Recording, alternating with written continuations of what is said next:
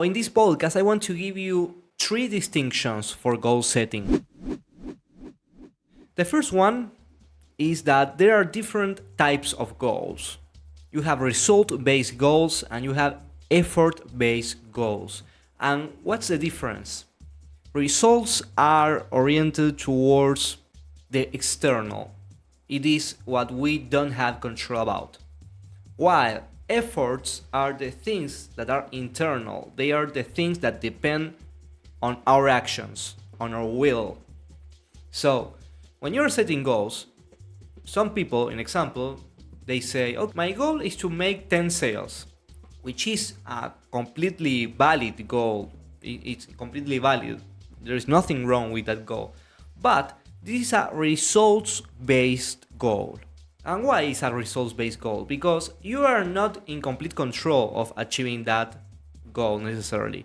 It might happen that even while being the best salesman in the world, you might have bad luck and you are not able to convert 10 clients. It might be, I don't know, it's a little bit like extreme, but because the decision to actually buy from you is not something you can manipulate 100%. It's not something on your control 100%. The other person is the one making the decision. So it's not something in your control to have 10 sales, but there is something that is in your control. There is always something in your control related to these results-based goals. So the idea is when you formulate your goals based on your efforts. That's already better, in my opinion. It's good to have both, like to know, okay, yeah, this is the result, but this is the effort I'm doing, and I'm focusing on execution of that effort. And you are not having this attachment to the outcome, to the 10 sales. So what would be a new goal based on this philosophy? My goal will not be having 10 sales. My goal will be having 100 sales calls this week. It's a lot, but okay, let's say it's 100 sales calls. So yes, if I have 100 sales calls this week, there's no way I don't get 10 clients. That should be the way you think about it. So you figure out what are the actions that you need to make highly likely that you achieve the result. But at the end of the day, it's not on your control, but you will make it highly likely that you achieve it with that level of action. So that's what you do with any goal. Let's say you want to be a world champion. I don't know. Let's say you practice some kind of art, some sport, and you want to be the world champion. You want to be the best one ever. Obviously, that's not 100% on your control to be the best, because being the best is a judgment. Is something that someone else has to say about you. And you don't have 100% control on what someone else might or might not do. So the question will be for the goal, okay, what is in my control to achieve this goal of becoming the champion? the champion of all times, the GOAT. Okay, well, maybe this training every single day for a period of 3 years. Maybe that's the effort.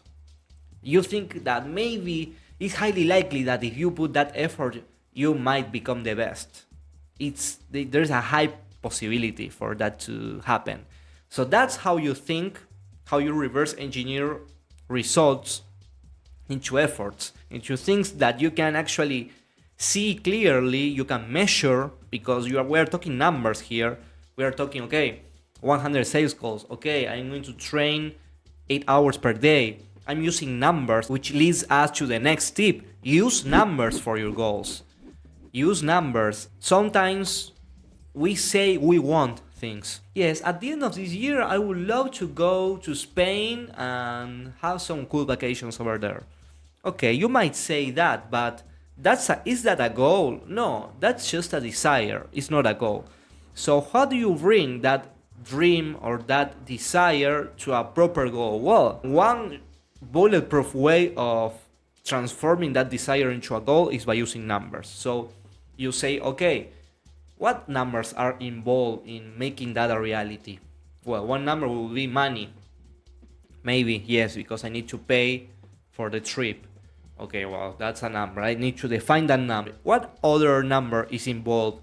Let me think.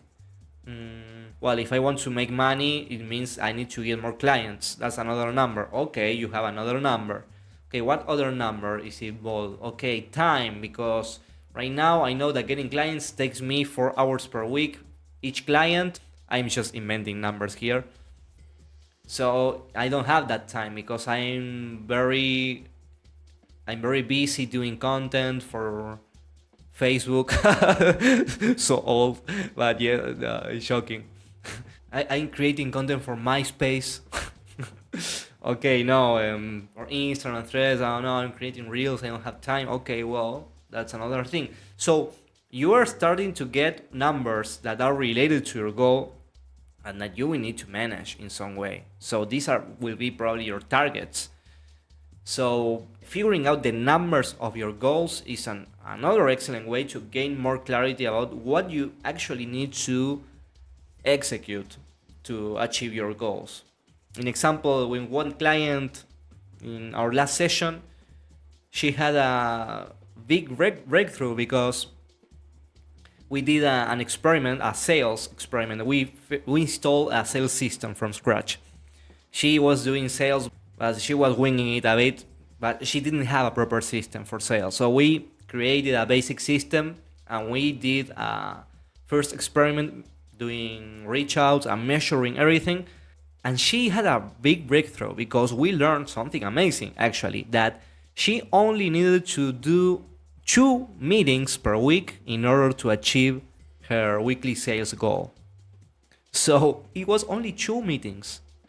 So that suddenly the thing that seemed like, this goal super ambitious, I don't know how I'm going to do it, then it was translated into doing 2 meetings per week. So it suddenly seemed like super easy. That's the magic of having the clarity on the numbers. Before doing this first sales experiment, we didn't have any numbers about the effectivity of the sales calls, the effectivity of the outreach. But after having the numbers, we learned what was the actual effort that was required to achieve some kind of output in the system. So, well, that's super interesting. And that's one of the advantages of using numbers, of not being half-assed with your numbers. And the third tip I will say is that you can set goals for everything if you want. It's a tool. You can use it for everything. Don't limit yourself with that. In example, something cool I did was to set some goals for my Muay Thai training last year. And you will say, okay, well, how do you set goals for that? Well, in example, I set repetition goals. I said, okay, I want to master my low kick. That was one of my goals. So, okay, what does it mean to master my low kick? What does it mean to master my low kick in numbers? Well, I guess that if I put 3,000 repetitions in 1 month, for sure I'm going to improve. And also, I think if I do it by reviewing videos of actual fighters throwing low kick and comparing myself with those videos, I will improve also. So I did that and it was super effective. I learned in 2 weeks, my technique improved a lot just by doing that experiment. So you can take that approach of putting targets and aim to those targets in a deliberate way and make that a delivery process, something that you do because you want to improve in a key aspect in some area in your life. And you are able to do it with whatever is it that you want to improve. In example, don't be close-minded about this. Because doing this approach, I was able to learn social skills. In example, I was shy. I didn't know how to communicate with as a normal person. I wasn't able to go and talk with a girl I liked because I was too shy. So that was a problem for me. And doing this approach of measuring and having goals, I mean deliberate, I learned to speak. And now it's second nature to the point I'm able to put my face here in this podcast and talk my mind out loud, which was something unthinkable for me 10 years ago. So even the most bizarre things like knowing how to talk, social skills, can be measured. What I did was measuring my cold approach. Cold approach is this activity you do to go and talk to a stranger. You go, you see a person in the street, and you go and talk to him. That's a cold approach. Imagine the anxiety of approaching someone that you don't know and you are not sure about what to say. Well, yeah, that brings a lot of anxiety because, oh, will this person think I'm cringe? Will this person think I want to? Oh no, in Argentina, an example, we have insecurity, so maybe they think I'm going to steal. They think I'm a thief and I'm going to steal them. No, oh no. So a lot of things go through your mind. But you can also use numeric goal setting for those kind of things. And you can use this approach for any areas you like and to improve in whatever aspect you like. And I'm dropping for you a golden nugget here. I think it's one of the keys of mastery, of knowing how to set goals, knowing how to set them, knowing this basic meta skill of how to learn things, how to stay motivated, and how to learn in a targeted way, not like going with emotions, but actually making a decision of what do you want to improve and creating a systematic approach to drill in that direction and actually get better. So, well, these were the 3 tips I gave you about the goal setting. The first one is do efforts-based goals. The second one is use numbers for setting goals. There are always numbers in your goals. Maybe you are not seeing them clearly, or you are not making the effort of defining them, but there are always numbers, and make the effort of finding those numbers for your goals. I promise you that it helps a lot to gain clarity about what is actually required to achieve your goals. And finally, be creative about this and use this goal setting technique you have right now to improve any aspect you like. Experiment with this. This is a new power you have right now, and well, there are no limits. So let's enjoy this playground of self-development, of growth, of mastery. That's what we are doing here on the Creative Action Podcast.